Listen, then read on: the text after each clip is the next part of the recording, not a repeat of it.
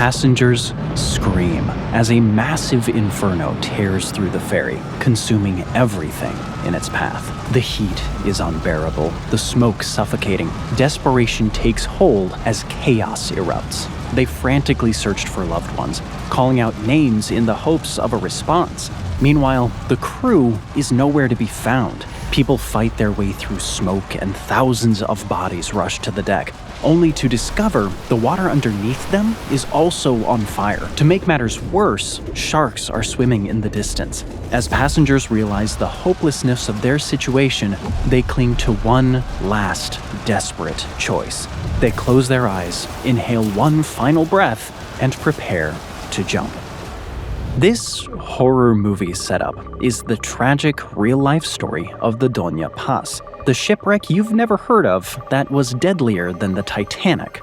Today, we'll dive into one of the maritime industry's deadliest accidents to explain what happened, what went wrong, and why so many people died. As an archipelago nation with over 7,100 islands, 2,000 of them inhabited, the Philippines depends heavily on a vast ferry network to connect its people. These ferries are more than just transportation. They are lifelines that link communities scattered across the sea. While domestic airlines and robust ferries handle traffic between major cities and ports, smaller towns and islands rely on a secondary network of ferries. Around 150 large ferries operate in Philippine waters, owned by 30 different domestic ferry companies. There are 6 different types of ferries. Some of the most popular include roll-on, roll-off ferries, also known as ro-ros, that transport cargo and passengers and include ramps so both can get on and off the ship faster. Fast crafts that use powerful engines to get to their destinations speedily, and passenger ferries that transport locals and tourists between the islands. However, many of the ferries, especially the passenger ferries, have serious issues.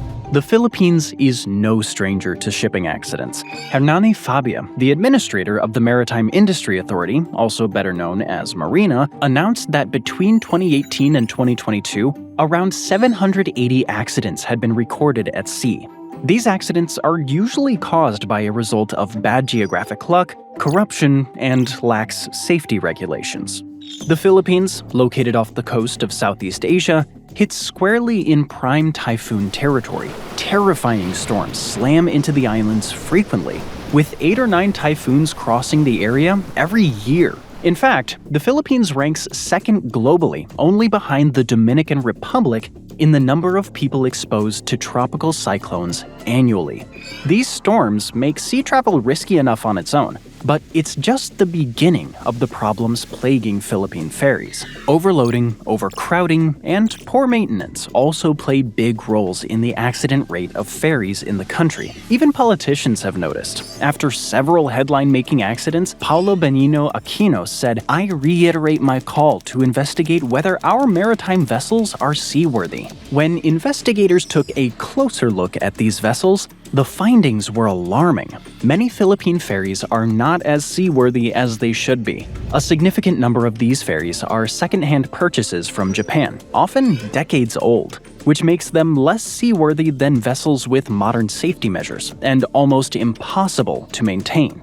There are no spare parts left for many of the ferries, as the manufacturers have stopped designing them years, if not decades ago.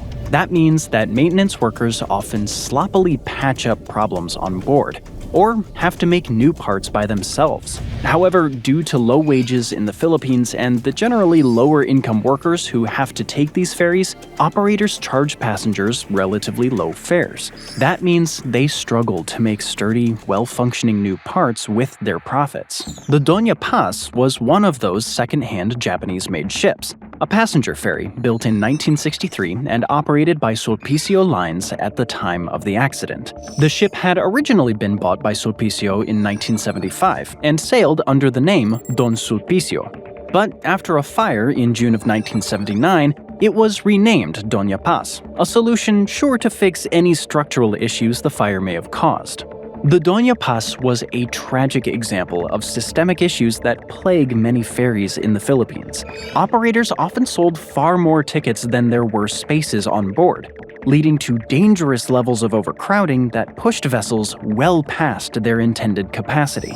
Worse still, the authorities tasked with oversight were either absent or corrupt, failing to enforce even the most basic safety standards. The result was an abysmal safety culture aboard these ferries, one so shockingly inadequate it's almost unimaginable, which we'll explain soon. Unfortunately, no global governing body could step in to enforce safety protocol either. Though many countries do look to their guidelines as a safety blueprint, international safety organizations like the International Maritime Organization cannot regulate domestic ferry operations.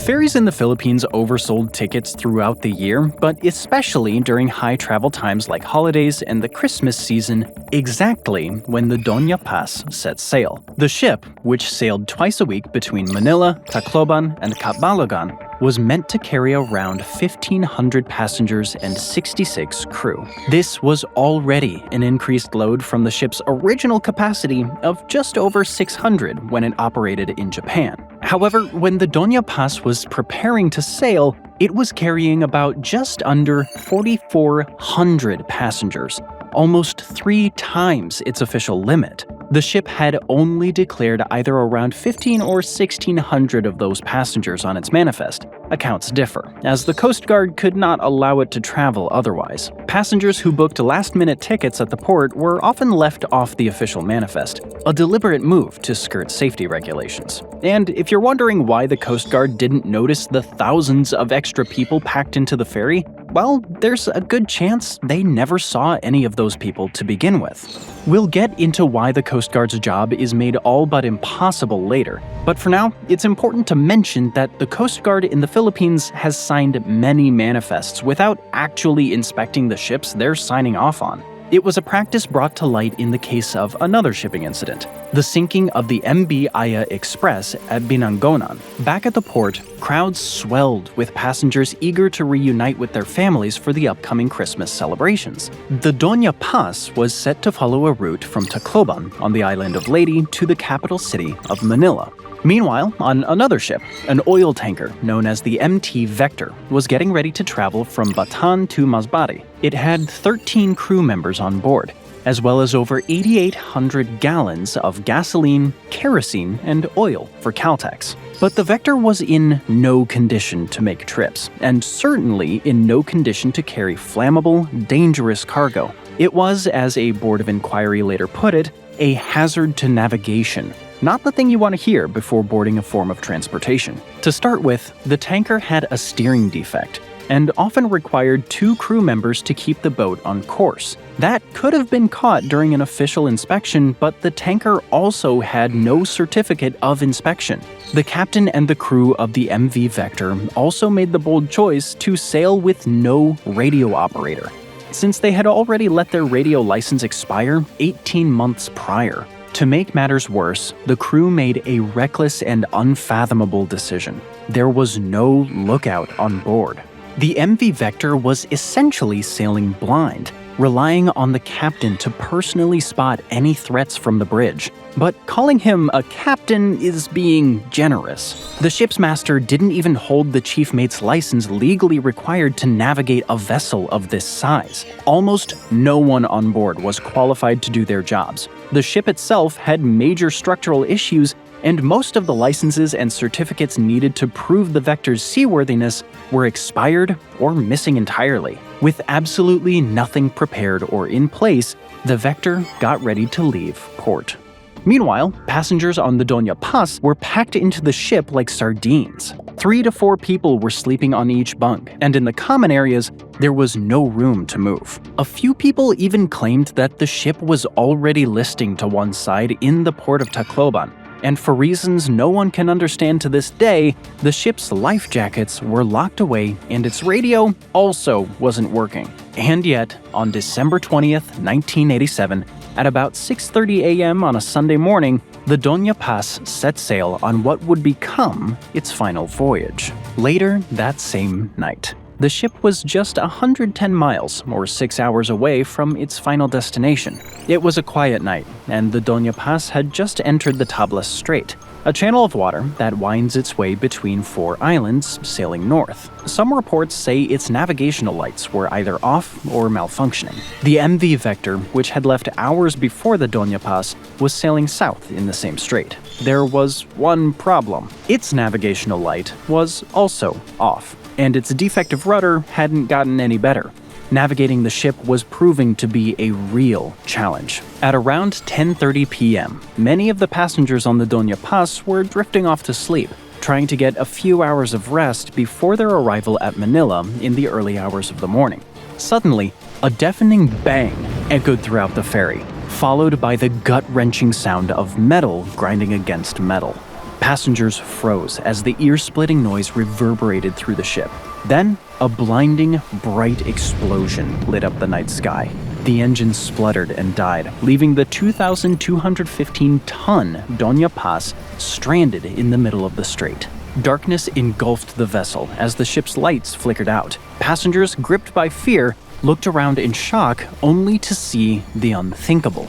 Fire all around them in every direction. One man, Paquito Osabel, said, "I saw the sea in flames. I shouted to my companions to get ready." People called out names of their loved ones, trying to find them while barely able to see through both the smoke and the packed rooms of the Doña Paz. No alarm had gone off, and the few crew members hanging around were all running around in a state of panic. The passengers were left to fend for themselves. That's because the captain and chief mates of the ships were either resting or partying that night, according to different accounts. The ship's officers were watching TV and drinking beers in the ship's recreation room. The captain had been locked in his cabin, watching a movie. According to one account, the only person on the bridge was an apprentice who had absolutely no clue what to do when a fireball suddenly engulfed the Doña Paz. Safety regulations emphasized that an officer should always be on the bridge to monitor a ship's navigation, especially in waterways like the Tablas Strait,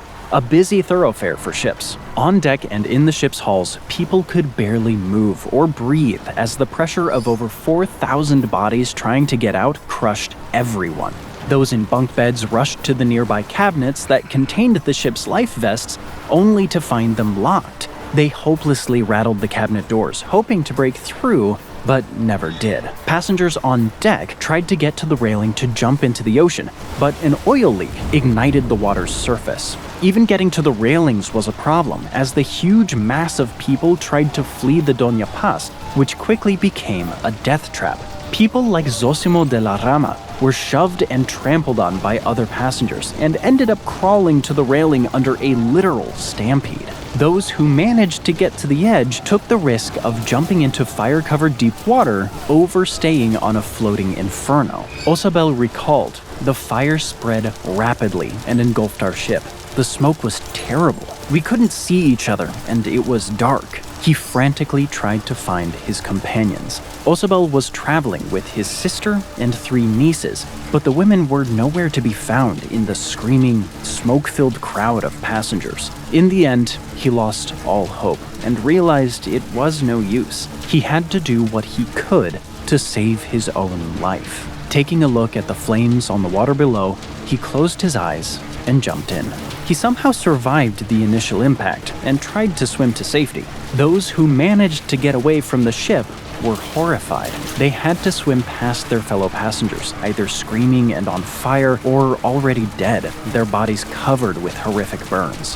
One 18-year-old man, Arnel Galang, let his instincts take over and immediately dove out through a porthole in the kitchen when the fire started. Galang made the right call, as a few seconds later, the kitchen exploded. Afterwards, the teenager floated around in the waters around the Doña Paz. After jumping from the ship, I saw the vessel engulfed in fire. It rotated maybe twice, and I saw it slowly sinking. Fisherman Salvador Bascal and his 18-year-old daughter jumped overboard. Bascal immediately landed in fiery water, badly burning both his arms and face. His daughter and he slowly made their way to safety. On their way, they found a 3-year-old boy floating in the water and tried to drag him to safety as well. Unfortunately, Pascal realized the boy was already dead. They left him behind and continued to swim.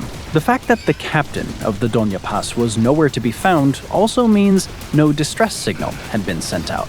The ferry was falling apart with both the ship and its passengers engulfed in flames, and no one outside the area even knew it was happening. In the meantime, the situation aboard the MV Vector was just as hopeless. The front of the ship had rammed into the port side of the much larger Doña Paz. The fireball, as a result of the thousands of gasoline the Vector was carrying, enveloped the tanker as well.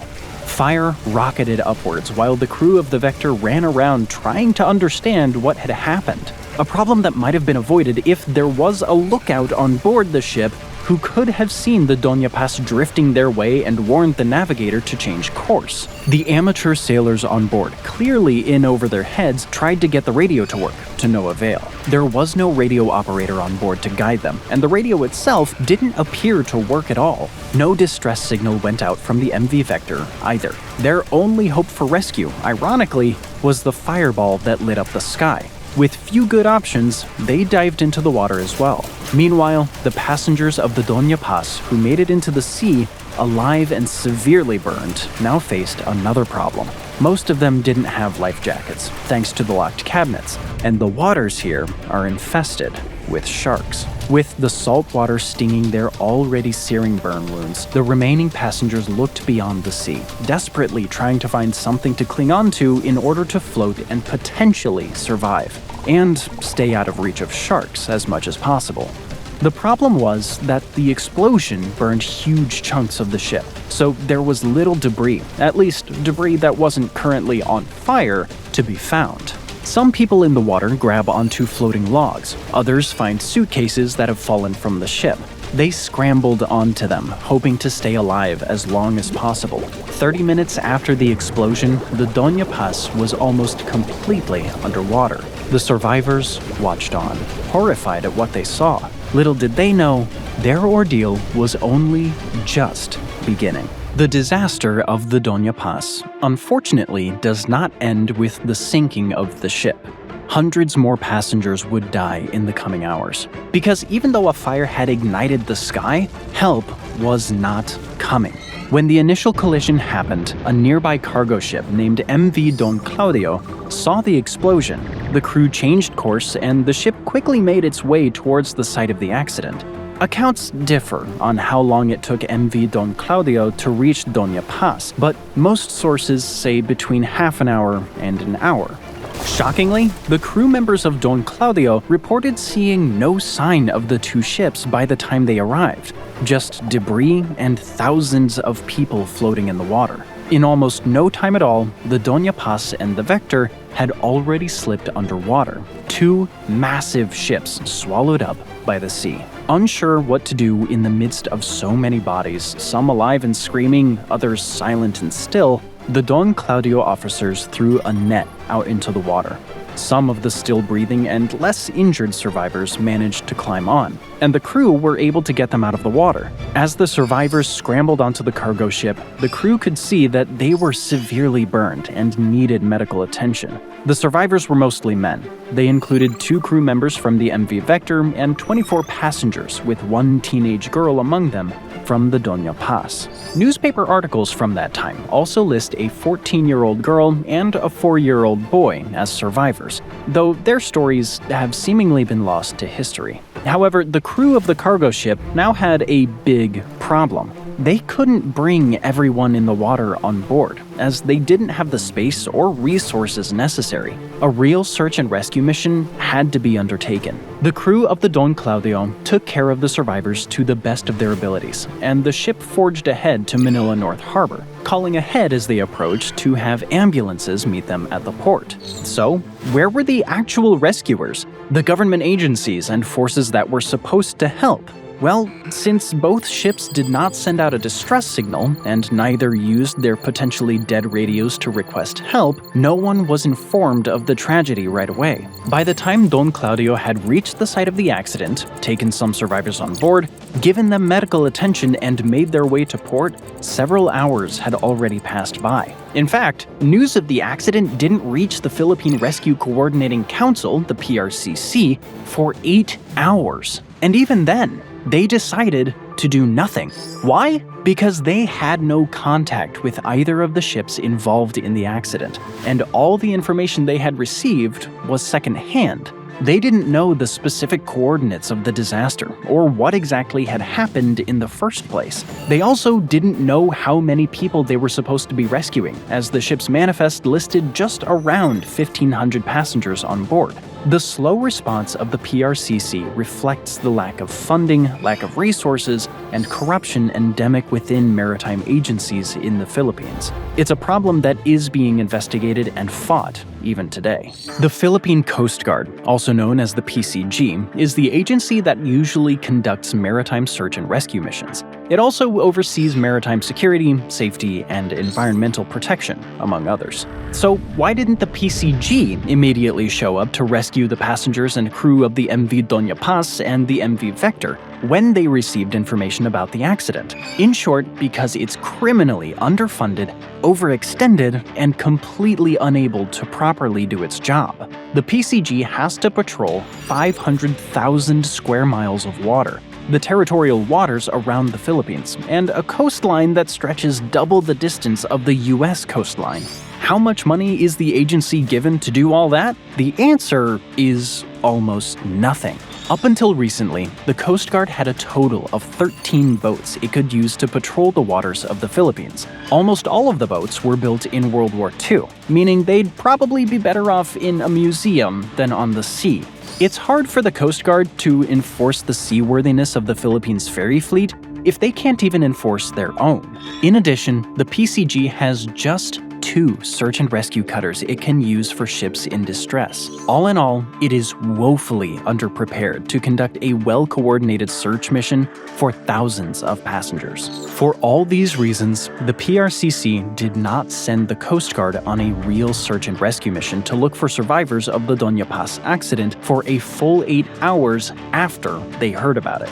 For 16 agonizing hours, the passengers of the Doña Paz floated helplessly in the water, surrounded by circling sharks and gripped by unimaginable suffering. Many succumbed slowly and painfully to severe burns, smoke inhalation, exhaustion, or drowning. Without any medical attention or rescue in sight, hope faded with each passing moment. After a search and rescue mission was finally started, the PCG, Philippine Air Force, and US Air Force, which had a base nearby, were deployed to look for the shipwreck and its survivors. They failed to find the site immediately, but eventually came upon the debris and floating bodies in the water. As they flew around the area and circled above the survivors, they all quickly came to the same tragic conclusion. There were no survivors to be found. Everyone visible to rescue teams had already died. The coming weeks were shocking and tragic for both the families of the victims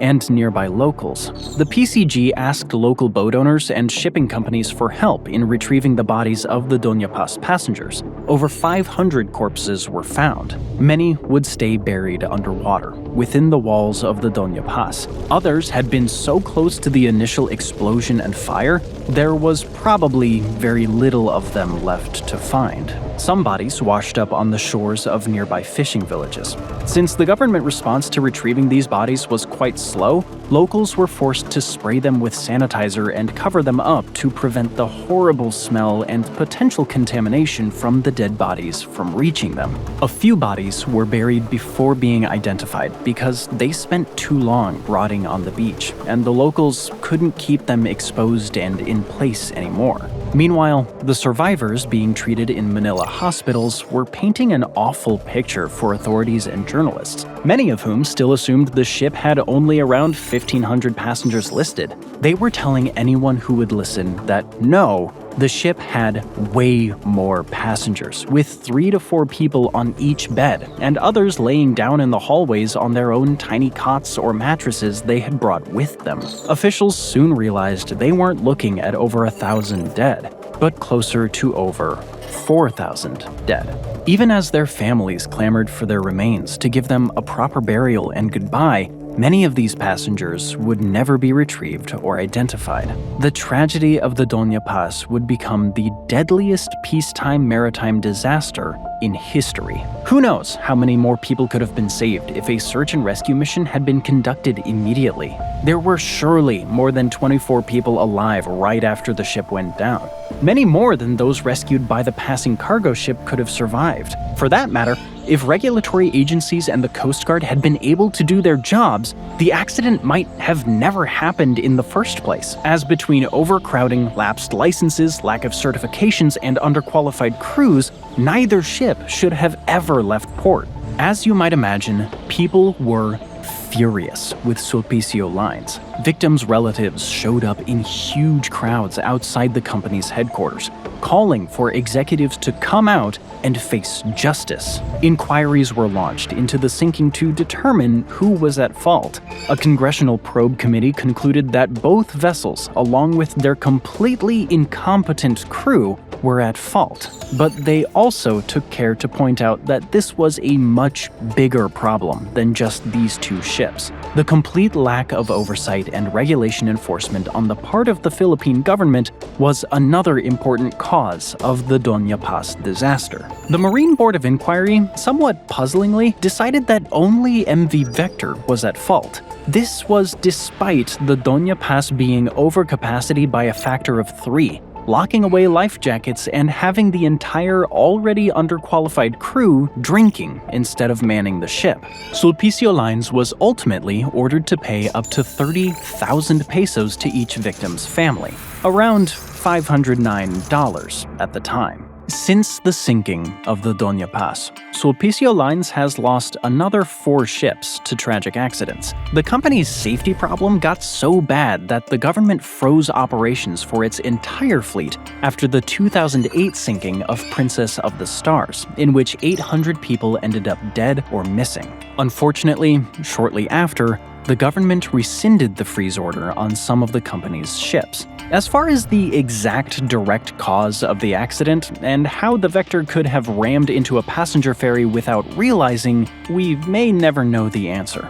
The 2 survivors of the Vector said they were sleeping at the time of the accident, and so have no idea what actually happened. The sinking of the Doña Paz remains the deadliest ship disaster ever during peacetime, with just under 4,400 people dead, excluding 2 crew members from the Vector and 24 or 26 passengers from the Doña Paz, depending on how reliable the accounts of 2 more surviving children are. Many of the passengers are scarred, physically or emotionally, for life. The death toll for this accident far surpasses the much more famous Titanic tragedy, in which an estimated 1,500 people died. Many have speculated that the Titanic garnered far more attention due to the wealth and high social status of many of its passengers.